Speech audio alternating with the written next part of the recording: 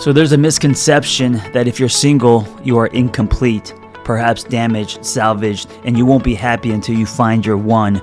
And that is not true. That is bullshit. It is a message that has been fed to us by media and advertising. The truth is, when you're single, you have the richest soil for growth. That's why I created this podcast. And unlike other podcasts, this one is host-driven, not guest-driven. That means I will be rotating health and wellness experts 3 times a week to give you the giant box of wellness crayons, not just the primary colors, so you can start building a meaningful life. It's time to give singlehood a cape.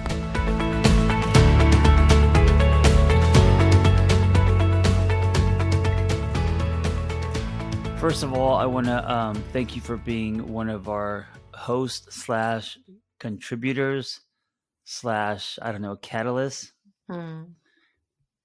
And I know you got married early.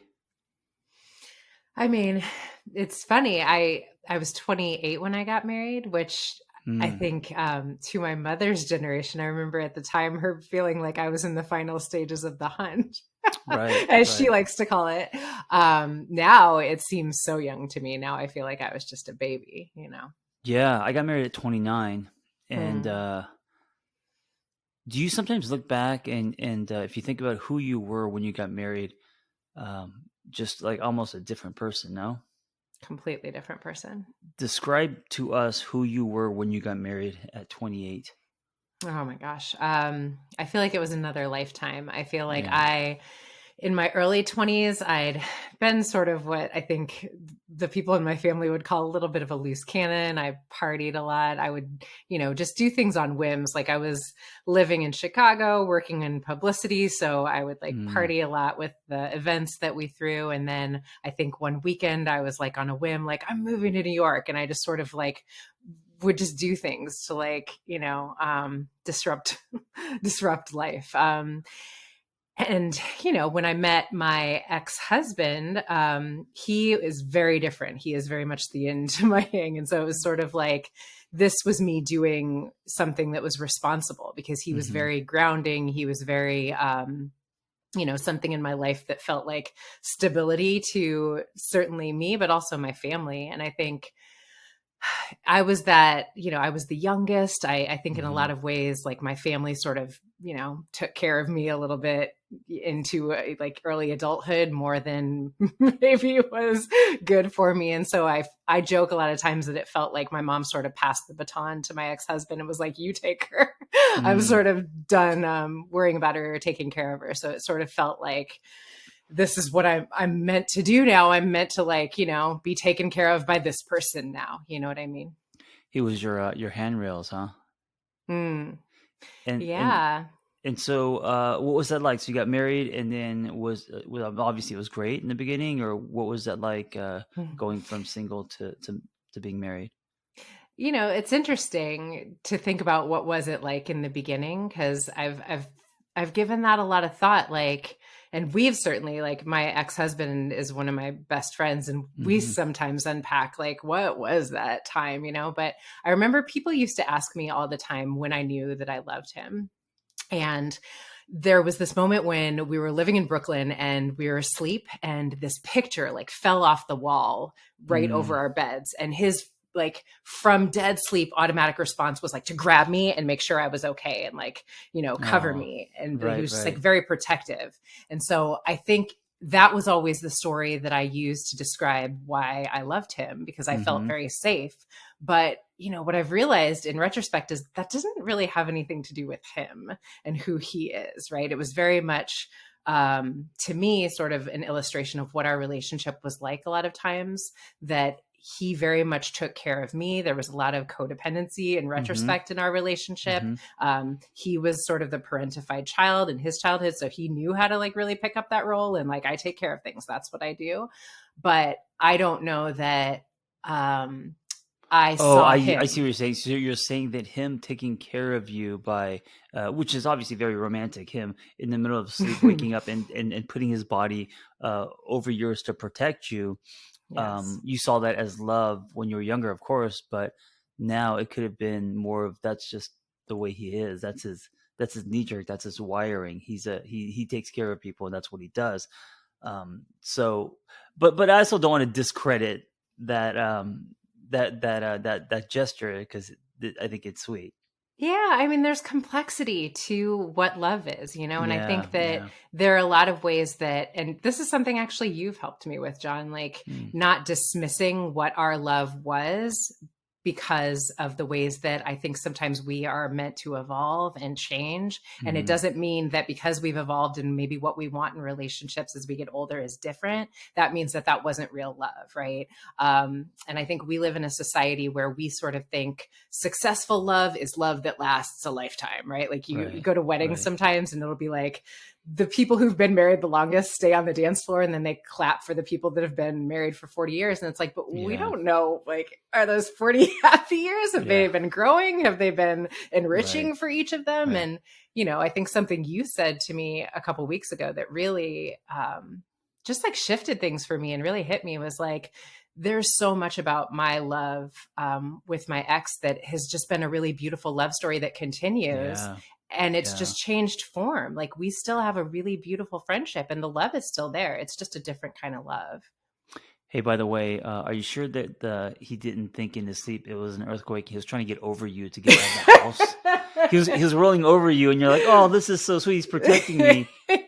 And no, he's trying to get the fuck out of the house, like It's very what my possible. dad used to do. And yeah, because in LA, earthquakes happens all the time.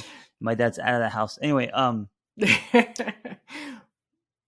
I want to plant Hmm. maybe a little foreshadowing in that. If the stars line up, possibly you and him will do an episode together, which I think is amazing. Yeah, Yeah. one of the things that I told you, and I applaud, and I don't know when I had that revelation. Maybe was it in? Oh, it was In in Idlewild. Idlewild when we were Hmm. hanging out with our friends.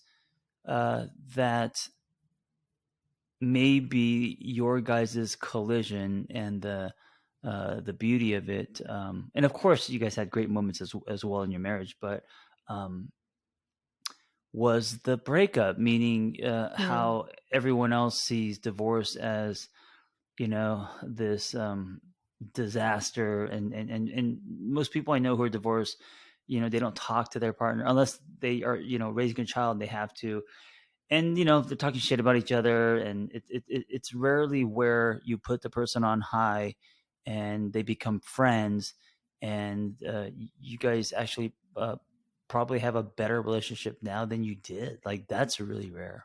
Yeah, So absolutely. redefining what divorce can look like.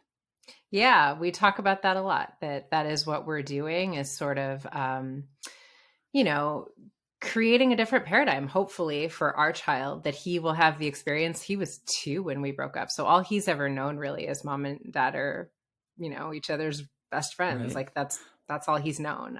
So let me ask you this: the people who are listening, who are going through a divorce or are divorced, how did you guys intentionally do it this way? Yeah. Meaning, well, yeah, what was the process like for you? I mean, it's not just because you guys are raising a son together, or is it? Yeah. I mean, I will say a couple things. First of all, I do hold with so much reverence. My kid's dad, he is an amazing person. He is just Mm, a very, like, I have so much respect for who he is as a man and a father. And I think that's a huge part of it is that he has really been committed to showing his son that he loves his mother very hmm. much and that Wait, he's what? heard. One thing I just want to highlight. By the way, I'm known to interrupt people. I'm sorry, I love it. but if I don't, I forget. That's why. It's not me trying to be rude. Respect. Yeah. Okay, so it just lit up for me. So you said one thing is that has to be there. If you don't respect your ex, Hmm. so that's part of the ingredient is respect. So go on. Yeah, so definitely that I respect him so much. And I think he has done so much to make it easier for me. But also, and this is something we've talked about in the past. One of my favorite spiritual teachers is Wayne Dyer. And I think that Hmm. one of his teachings that I always come back to is that, in every moment we are choosing between love and fear. Those are the only two options. And so, when I remember Hmm. the night that I'll just Mikey because I mean when Mikey and I decided that our marriage was going to end, I remember that I crawled in Cairo's crib that night, because it just was a very there's a nervous system thing that happens when you realize after being married, and we were married for 11 and a half years. It felt like a shock to my nervous system, almost like my Wait, body did you was guys talk shutting about down. it often, or was it just like that one night was the first time, and then you guys both decided that you're gonna divorce?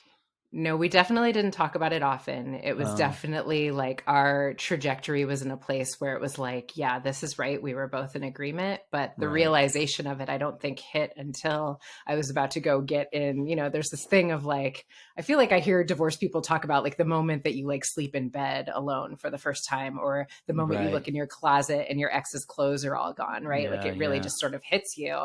And I remember I was about to go climb in bed, and I couldn't. And so I went in my little boy's room and I climbed in his crib. At the time, I'm getting emotional as I talk about it. And it's it really felt like the universe spoke to me and said, Dene, this is love or fear time, right? You have two options, love or fear. And I decided that I was going to be committed to love being my North Star. And when I felt I was out of alignment with love, I needed to figure out how to bring myself back. And that's just been, the practice over and over. When I feel myself irritated or activated or shortchanged or entitled to something, it's is this fear or is this love? And if it's fear, what would love say about this situation? And how do I bring it back to love? And again, I think that when we're committed to trying to hold things that way, the universe throws us a bone and makes it easier. Mikey had a girlfriend. He's been in a long-term relationship, and she was someone who from the beginning was like an angel in my life. She made it so easy for me. She came over the first time she met me with this huge bouquet of flowers and was just I just want you to know, you, wanting to meet me and inviting me into your son's life means everything to me. And we started crying and hugged each other, and it was just the universe threw me a bone and made it easy for me to love her and to be close with her. But I think that is because I was committed to I'm not going to let my ego lead here. I'm going to try to lead with love. See, that's another piece of this that's kind of rare, is you connecting, befriending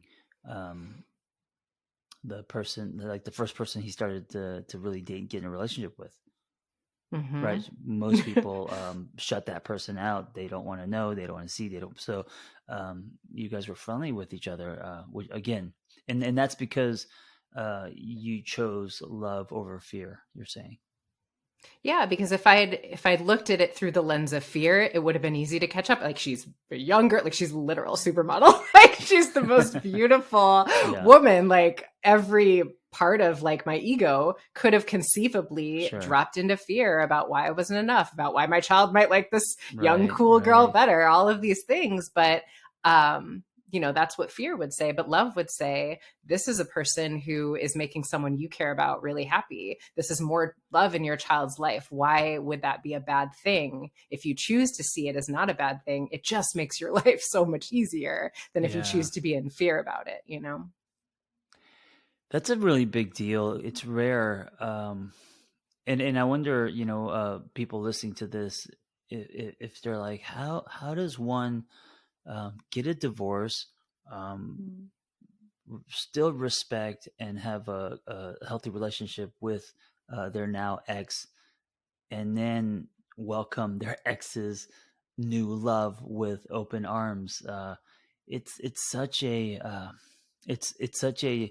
to me, demonstration of where you're at, what's important to you, and your capacity to love.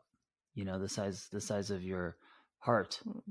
Yeah. Trying to make me cry, John. Why? Question: what gravitated you toward Wayne Dyer? Oh, that's an interesting question. I think I saw him on an Oprah Soul Series interview, and just so much of what he was saying felt like truths that were resonating. I remember I heard him say, the mantra of the lower self says, I need more. The mantra of the higher self says, how do I serve?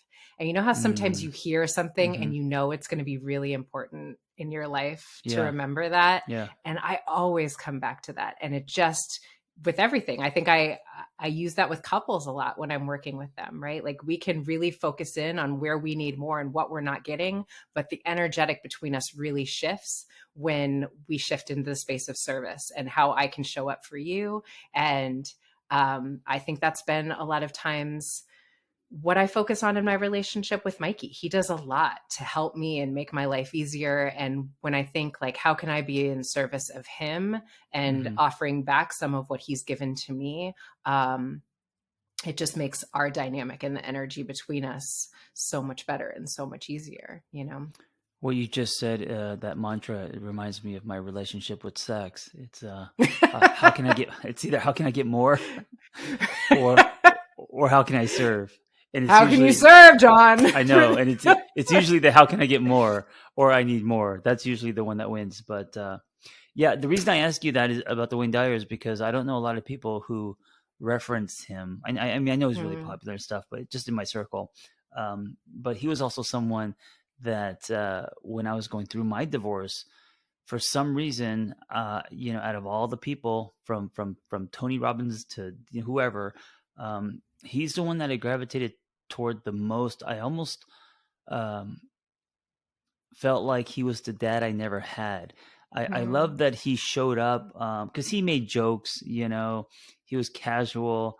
He didn't come because he does all these speeches and stuff. He just kind of spoke from a place of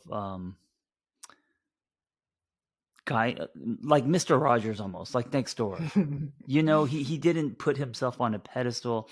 And so I really gravitated toward him. I learned a lot about showing up in that way as doing this work. He kind of felt like the everyman. Yeah. It's interesting you say that because there are a lot of elements about the way that you speak to things that actually remind me of him.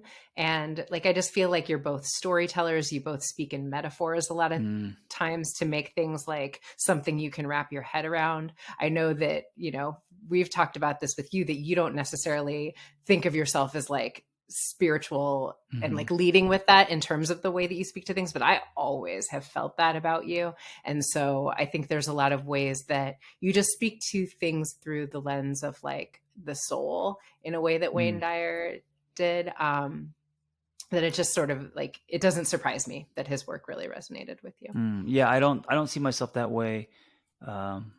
But it's hard for us to see ourselves other than the way that we see ourselves, right?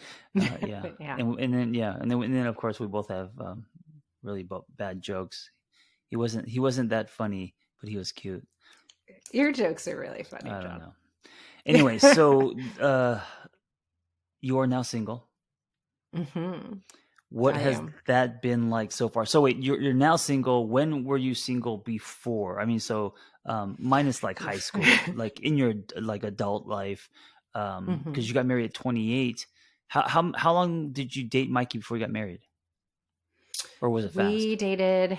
I mean, God, I moved to New York at 25. I think we met like shortly after I wasn't there that long before we met, and so I think we were together like 2 years or something before we got married.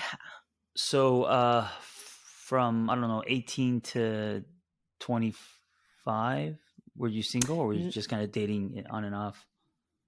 Not really. I mean, I think I had like a 4-year relationship in there. I certainly had a lot of like boyfriends that would be like 6 months or a year type thing. Yeah.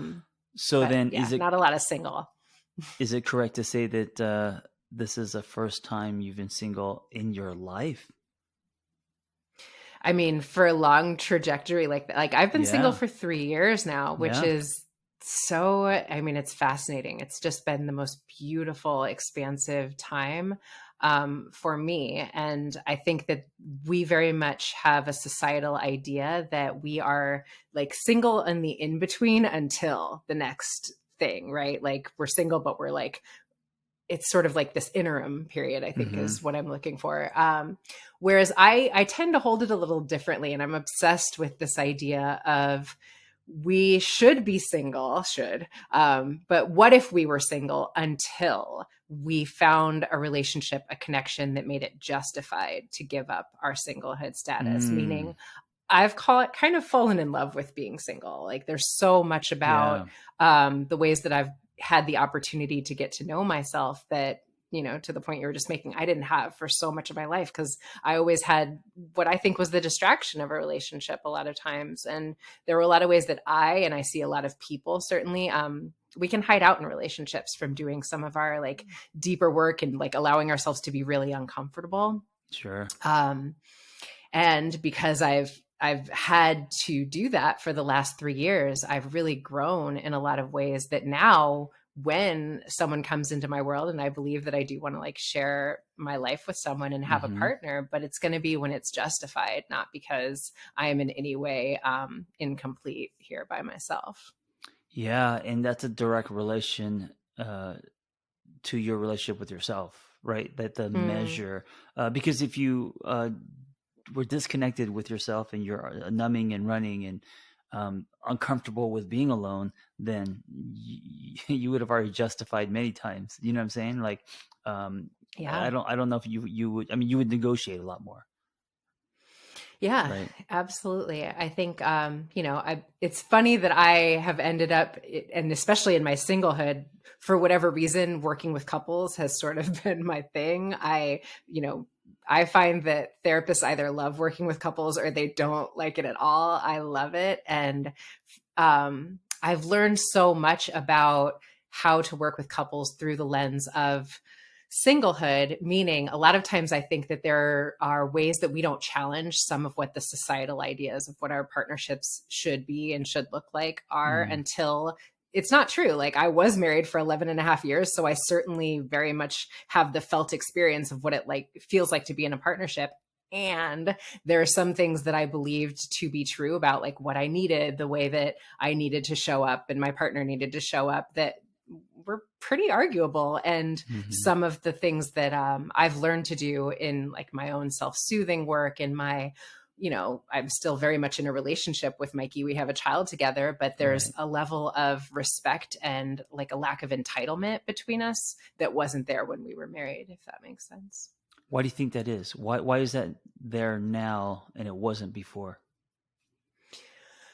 It's so funny. I remember one day, and this is, I tell couples this sometimes. We had like, I don't remember what we were like in conflict about, but I was like mad at him about something. And like, I was like, this, rah, right. And I went back in the house and he like didn't care. He like did not care that I was mad at him. And it was Hmm. like this realization where when we were married, he would have had to care, or I would Mm, have been able to right. control him, or I would have punished him, but he didn't have to care. And all of a sudden it like hit me like a ton of bricks, like, oh, I'm not actually entitled to anything from him anymore, except him caring for our child together. That's his job. Like everything he does for me is gravy. It's like he doesn't have to.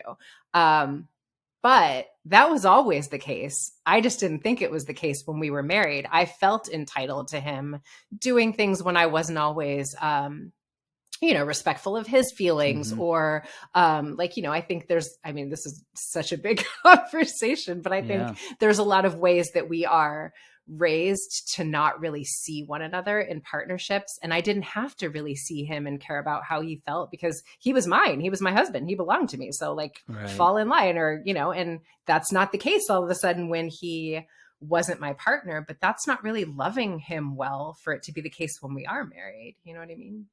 Yeah, I was just thinking, wow, how many relationships would be different, including my own, if you took entitlement, if you took shoulds, if you took possession, the Yes. promise, all out of it. Mhm. And I mean, it's interesting because if we look at your relationship with Mike as an experiment, as data, um, it's better now than before because those things are out of it. There is no promise. Entitlement's gone. Mhm. You know, I mean, respect is there. I mean, that you know. Oh, maybe it wasn't there. And then maybe the respect wasn't there when you were married. I don't know. But now respect is big, right? You see him as someone who is yeah, an amazing father, and so you do have respect for him. Um, Mm. so yeah, that's interesting. Yeah, I think people ask me sometimes, like, what is like the number one thing that's like the killer of relationships? I think it's entitlement. I think we Mm, come from a really ownership. based paradigm of Yep. partnerships. Like Yeah. once someone is my partner, they're mine. It's, back from days when like people were property and like you married someone and she became yours and vice versa. Yeah. But I think if we sort of say like nothing is promised, because it really isn't. At any Hmm. time someone Hmm. could decide to get a divorce or leave the relationship. It's just sort of a illusion we're holding that this person belongs to us. But if we said like every day I have with this person is a gift and I'm not entitled to tomorrow, I just feel like we interact a lot differently than we would with that sense of entitlement. So one of the things that I've taken from you and I keep in my back pocket, and I think I've said this to you before, is exactly what you're talking about. That nothing is promised. I think it's such a great Mm. reminder, and I know you formed that from the loss of a dear friend, correct? Yeah, I think a big part of why my marriage ending with Mikey was something I was able to be in acceptance of and not resistance was, Vanessa and I went to grad school with a friend that Mm-hmm. I truly believe was like one of the loves of my life. He Mm, was an angel in human form. He taught me so much about yeah, yeah. presence and generosity and just like the type of person I want to be. And then all of a sudden, at 45 years old, his life was over. Stage 4 lung cancer, had never smoked a day in his life. And I remember being in his hospital room and thinking, there is no reason that I'm entitled to keep living and he's not. And so all of this is Mm-hmm. like not promised. It's a gift. I'm not like deserving of anything, everything I have. I'm so blessed to have. And I remember when my marriage ended being like, well, he's still here. And so I have an opportunity to maybe love him better than I did when we were married.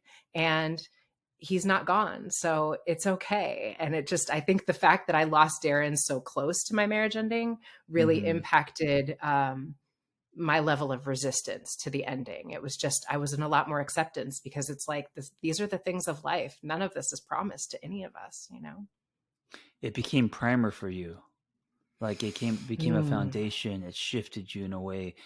It was easier for you to swing that way because losing a friend. yeah. Yeah, it's Yeah. weird. That's Nothing true. gives us rack focus and what's important more than life or death. So giving, Mm. having a child or when someone dies, it puts things into perspective very fast. Yeah.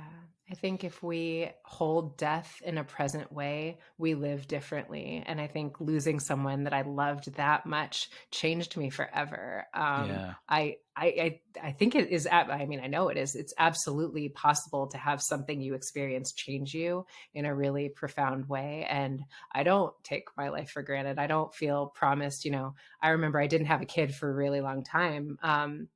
In a lot of ways because I think I was like scared of the vulnerability of it because you have a Hmm. kid and it's like, whew, your heart is just like walking around outside Yeah. of your body. But I think I love my child differently, knowing that like I'm not promised tomorrow with that little angel being. Like he's Mm. here today. So let me love him like today's my last day.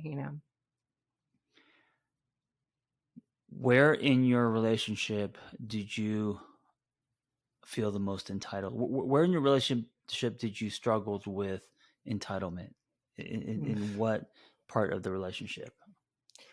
Um, that's tough. I think, and this isn't me like bagging on the women in my family at all, because I think this is so much of what is I've come to understand very much of how we are conditioned. But like, I think we are a society where men are conditioned to not feel their feelings and women are really conditioned to not care that men aren't feeling their feelings and that men are Mm. like, and I think that can go both ways, but I think we're just so really thinking about our own pain and our own hurts that we just really never are curious about what it's like for them. And I think Bell Hooks's book, where she writes about like men, it's called The Will to Change, really impacted me, where she was talking about how much patriarchy hurts men too, because it doesn't Hmm. allow men to feel their feelings and like be open about their hurts. And I think having a little boy and thinking about that really made me think about how much I didn't care about how Mikey felt a lot of the time. I just felt like Mm. fall in line. That's your job. Right, right. And he was like this whole beautiful person who pledged his life to loving me and like really worked really hard for a long time to try to love me well. But I say a lot of times, and we've had conversations about this sense. Like, I wasn't equipped to love a man the way that now I feel like I will, but that wasn't something that was modeled. That wasn't something that I really had an idea of what that is or what that looks like. Yeah. So I forgive myself, but I think I felt entitled to his love. I think I took for granted, how kind he was, how much he showed up for me and what he did for me. And I think that I see that a lot in the couples that I work with. And again, that's both ways, but I think that sometimes, and I say this to my sisters and the women out there with so much respect, I think a lot of times we have it's almost like a princess mentality that we're sort of raised with, that like, that whole happy wife, happy life, like it's a man's job to like fall in line, and it's just not true. And it's just not loving one another well. I hate that term. I heard it because a lot of men say that, on golf courses, right? Happy wife, happy life. I don't like it because it can be an excuse to not do any work. It's like, as long as she's happy, I'm good. And I think it's dismissive.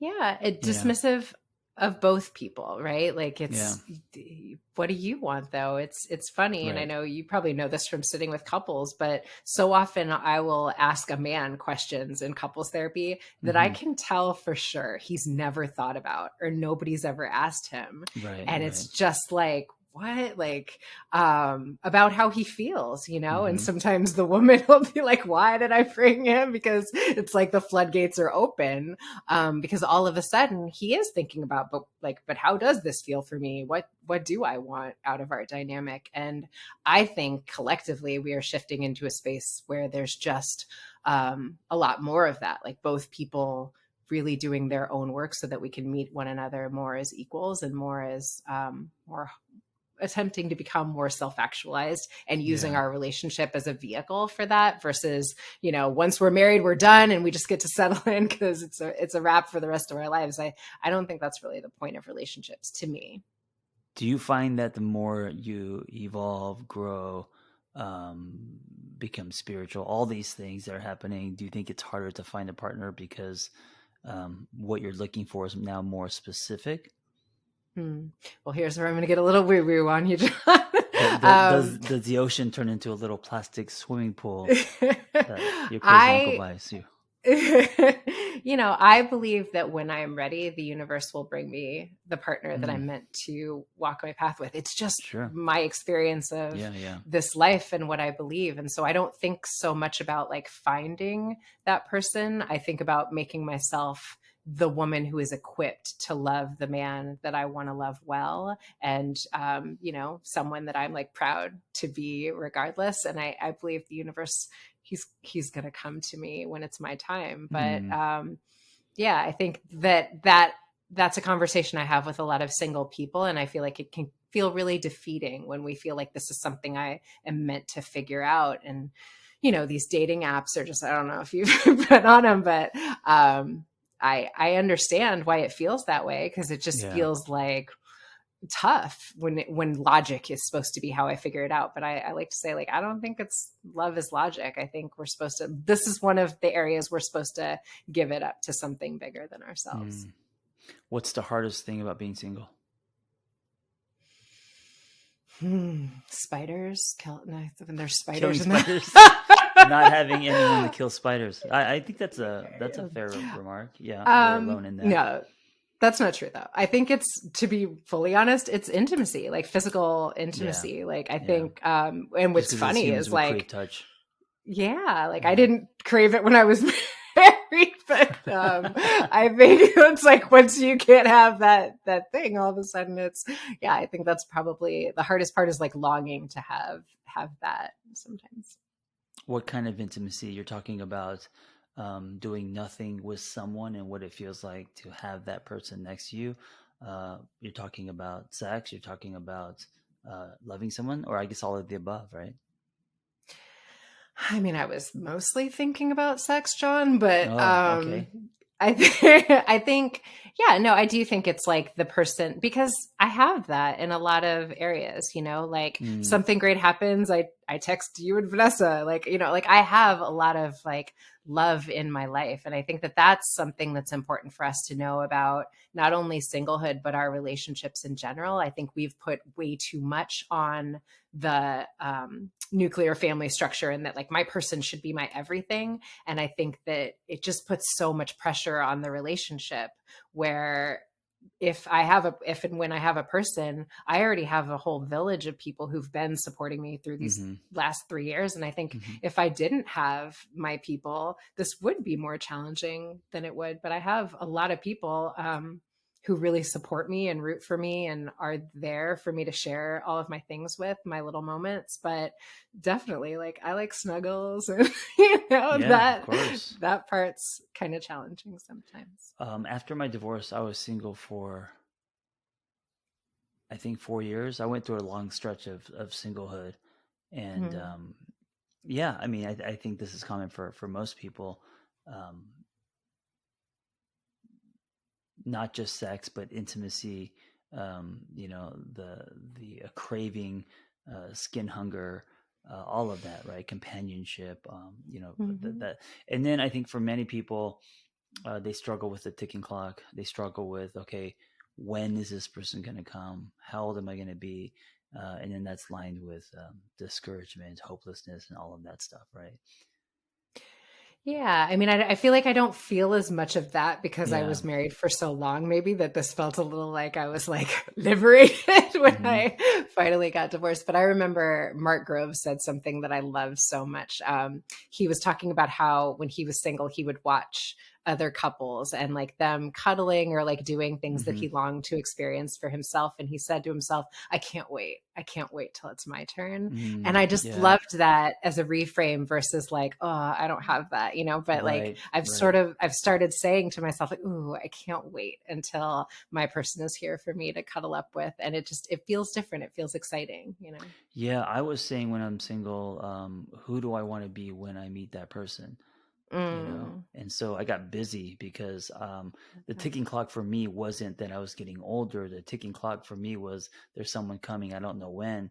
So I better start, working on myself now, whether that is going to the gym or studying or whatever it was, right? Doing my thing, building whatever I'm building, because I want to be at a place where I could give the most when I meet that person. That's beautiful. What do you think about, and this is a big topic, so we'll just kind of like touch upon it, but what do you think about open relationships? Oh. For myself. Okay, um, so generally speaking, and then of course for yourself, would that work? Yeah, I think that we have to, as a society, really get more in the space of curiosity around all Mm-hmm. of the things that we've been offered that we're holding as gospel, that like this is a baseline of truth. Right. And what else could be true? And why is this true? And is it Mm-hmm. based in fear or love? Now, for me personally, I feel like there's only so many hours in the day. And like, I don't know, like I You look don't at have the couples energy. and Yeah. I'm like, that just feels like a whole lot of drama.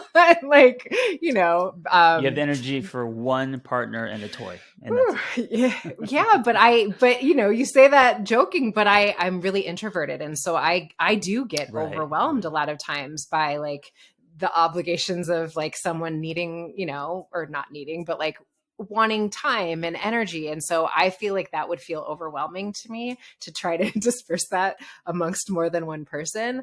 But I think that different people are different. And I think that Yeah. sometimes, I do think sometimes, though, and this might be a little controversial, I think that sometimes the release valve of the tension that comes up in relationships, right? Like there are moments of discomfort that if there's someone else I just go to, I think sometimes we have a release valve that we wouldn't have if I have to stay in the discomfort and work it out with this Mm-hmm. person. Do you know what I mean? Mm-hmm. Like if I can just go to this person over here because it makes me feel good in this specific way, I might not stay in the discomfort of that work. But again, and I've never, been in a polyamorous relationship, so I can't really speak to that. It's just, I think some of the clients that I've had that are navigating some of those dynamics, it feels like sometimes we can hit the hills and go like hide out in another dynamic sometimes versus staying in the tension Hmm. of the discomfort that inevitably comes up when we're in partnerships, you know? Yeah, it's definitely a current and very hot topic and conversation these days. Yeah. Let me ask you this for all singles listening. Hmm. And I know you're single as well, you're still going through your journey. Um, but what have you learned in the last 3 years that you can share that may help them? I mean, you already have, as in the reframe of singlehood. I love what you said. What are some things that they can do if they're listening and feeling discouraged, lonely? When am I going to find the one? All that stuff. Hmm. I think that you are never alone because you are always with the part of you that has yourself. And that, Mm, sorry, that is what these last 3 years have really taught me, is to trust myself, to mm-hmm. trust that I have my own back. That thing we were talking about, I'm sorry, That's okay. about when I was young, and I sort of felt like my mom handed the baton to my ex and said, "You Mm-hmm. take her." I know for sure I've got me now. Like that is Mm-hmm. what these last 3 years have taught me. Like I can take care of myself. I have taken care of myself. I think a lot of my relationship, there were times when we sort of were close to letting go and breaking up in the past, and we didn't. And I think a lot of the times that I held on were because I was afraid of being alone and I was afraid of taking care of myself. And I think that when we face the thing that we're most afraid of, what it teaches us is that we can face that thing. It teaches us about our resilience and what we're capable of. And I think in my next relationship, I will be a very different version of me because I know myself on a different level, because I've had to be in a real intimate connection with myself. So, Mm, I think if you are single, how do I look at it as an invitation to really be in the sacred space of solitude and in relationship with myself for right now, knowing that you may not always have this opportunity. So, how do I look at it as an opportunity to be with me? yeah, I love that. So focus on having your own back, not on who's going to Mm. have your front, on who's going to have your. You're going to have your own back, so you're going into it as a kind of a whole being. Also, you know what, it helped me a lot when I was single. I used to say to myself, uh, "Who's going with?" I used to say to myself, "Where am I going?" And then who's going with me? And then Mm. if I reverse the order, I'll be going alone, because most of my life I was looking for who's going with me, and then where am I going? And then you put all the chips on finding someone or the relationship.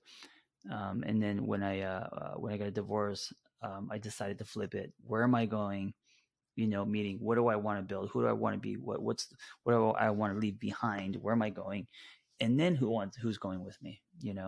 And that God, really changed my behavior, mindset, all that, priorities. I love that so much. I heard Marianne Williamson say something that I feel like was kind of similar, in that she was saying she believes the purpose of relationships is coming together as souls with a shared soul mission. And it doesn't Mm-hmm. necessarily mean like, we have the same career path, but it's Mm-hmm. like an idea of like the trajectory of what I want out of this life that I've been Mm-hmm. given. And that our perspectives are similar in terms of like where we're going and what we want, but you have to kind of know what that is for yourself. And it's not like we have to have a completely, defined definition of that before we meet someone. But I think if there isn't a shared vision that we're moving in the same trajectory of like what we want out of this time, then I Yeah. think it becomes challenging. Yeah. All right, we're gonna end with this, and I'm actually making this up as we go. I'm gonna say it's the hot seat. It's 5 quick questions. I don't even know what the questions are. I just trust myself that I'm gonna give you something, and then you answer very fast. I love What it. turns you on? Oh, God. Curiosity. Oh, what turns you off? Judgment. Mm. What are you excited about? My life. specifically? That's number four um, specifically.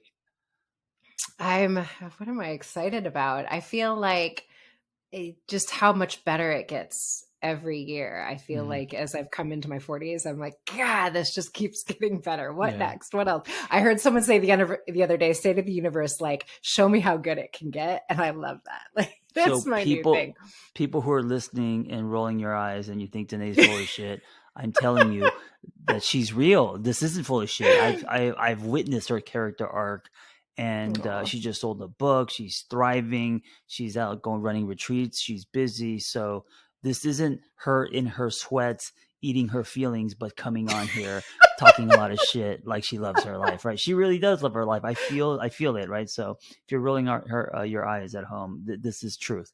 And the I final do wear question, sweats, but I do love my life. I know the final question is, what's one thing you know about yourself that you didn't just a few years ago? Oh, um, that I am wise. Mm, I didn't know that about myself, but I believe yeah. in my wisdom now, and I trust myself so much more than I did 3 years ago, and that makes me feel really good to just trust in my own wisdom, my own inner authority. Thank you for sharing your wisdom, not hoarding it. And Dene, Hmm. you're such a beautiful soul. Thank you for all the work that you do. And this podcast is different than others as far as the format goes. At the end, the host, and I see the host as you today, not me, um, gets to share something that they're doing, they're excited about, whether it is what social they're on, or anything they want to promote. So what would that be for you? Oh my gosh. Just one thing. Well, I'm writing a book that Yes. is all about masculine and feminine dynamics, and it's sort of become the obsession of my life, the love of my life, to just like really work to understand how we heal our relationships, and this has become a huge part of it. So, Do you have the title yeah, yet? I mean, it's called Liberated Love, a Mm. guide to healing relationships by reclaiming the masculine and feminine within. Look out for Liberated Love. It should be out in about probably in about a year or so. Yeah. Yeah. Um, and I just, if I may, John, thank you. I'm so grateful for your friendship and everything that you've been in my Mm. life. I'm getting emotional again, but there are so many ways that long before I knew you, you gave me just like a lighthouse for what is possible when we are willing to bet on ourselves. And Oh, that's thank you been a so huge much. part of me having my own back, is having someone like you in my world. So thank you Yeah, you're a for who dear you friend are. to me. Thank you so much for being a part of my life as well.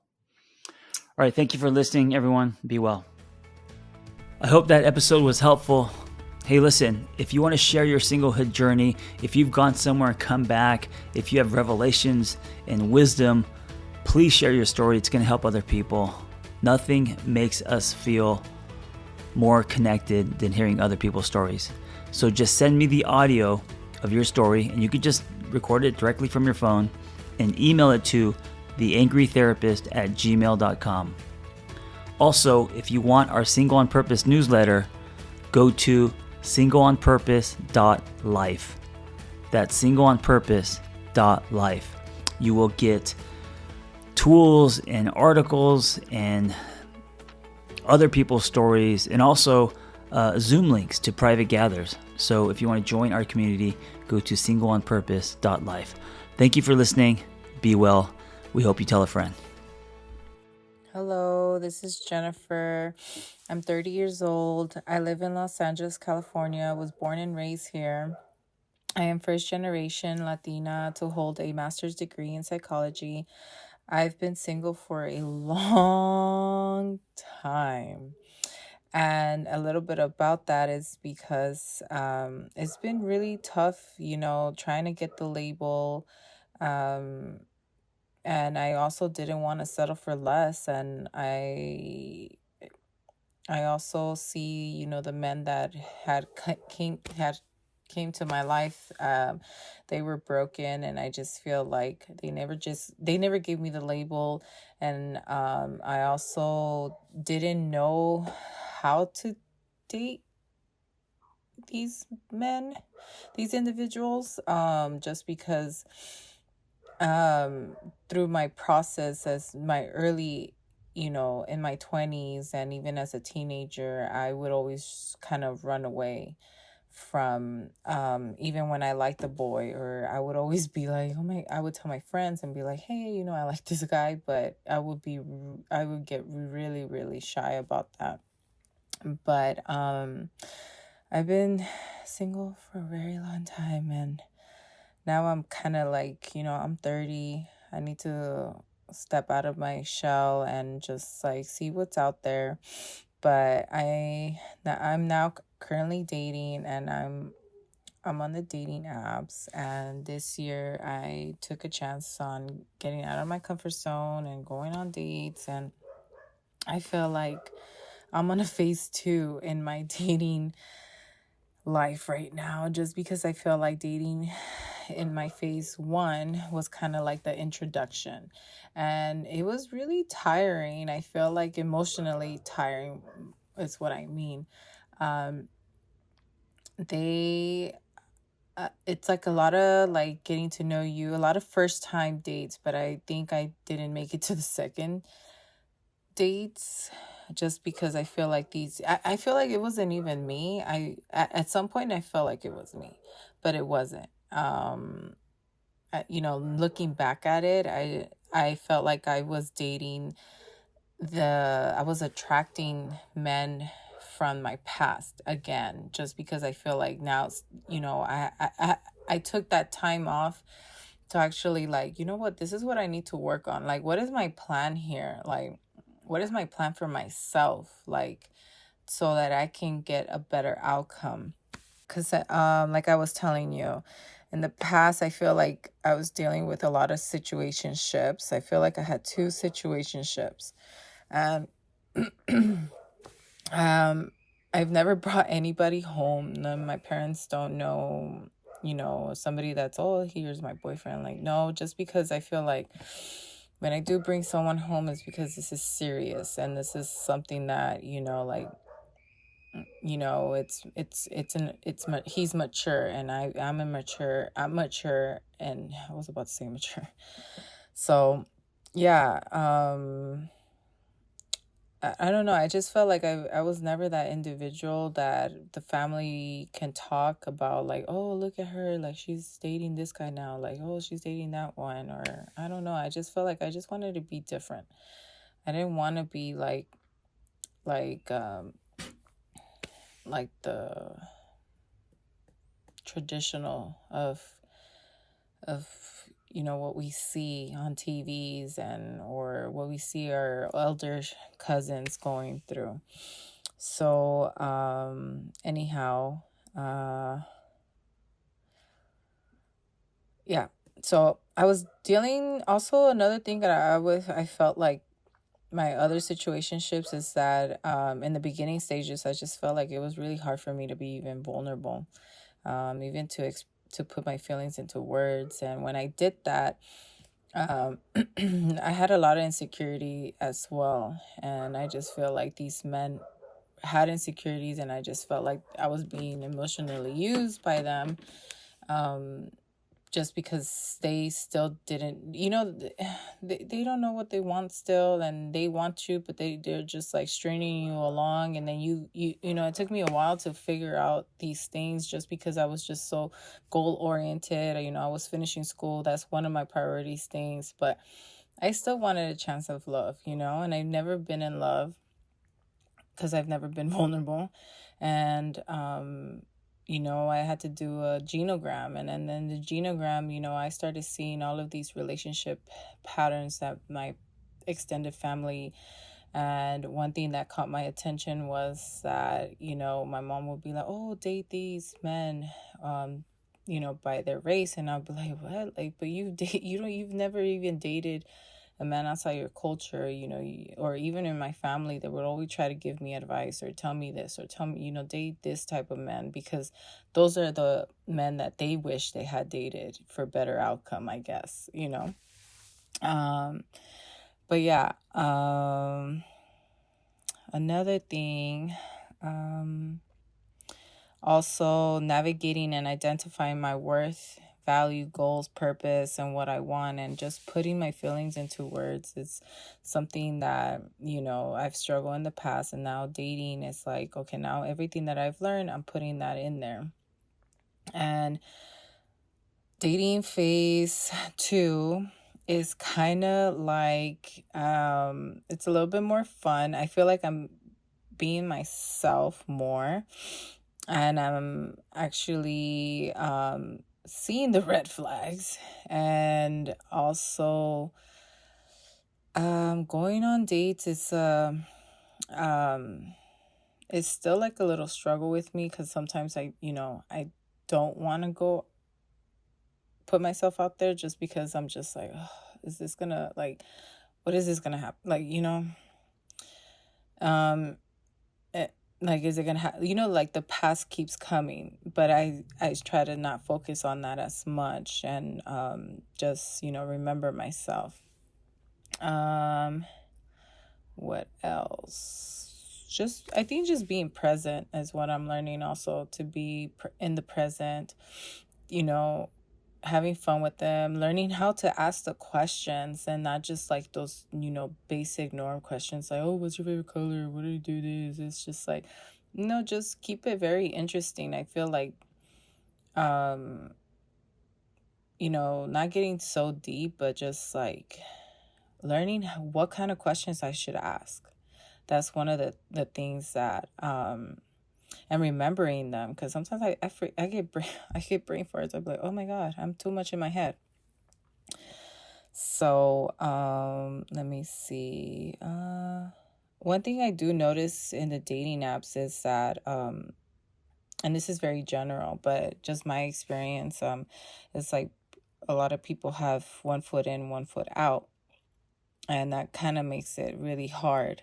And that's when the questions come up of like, what kind of questions, do I, I don't want to challenge, but I also want to get into like, I want to get somewhere with this, I'm dating with a purpose. So I feel like, the chemistry, and then, just going back and forth, and then not overthinking things through text, or, because we're behind the phone. So sometimes, I want that connection, like, and not just only online, but also one thing is like dating, it's hard. I don't think it's easy. I don't even know if somebody says it's easy, like, please tell me what's easy, because I just feel like there's like ups and downs of it.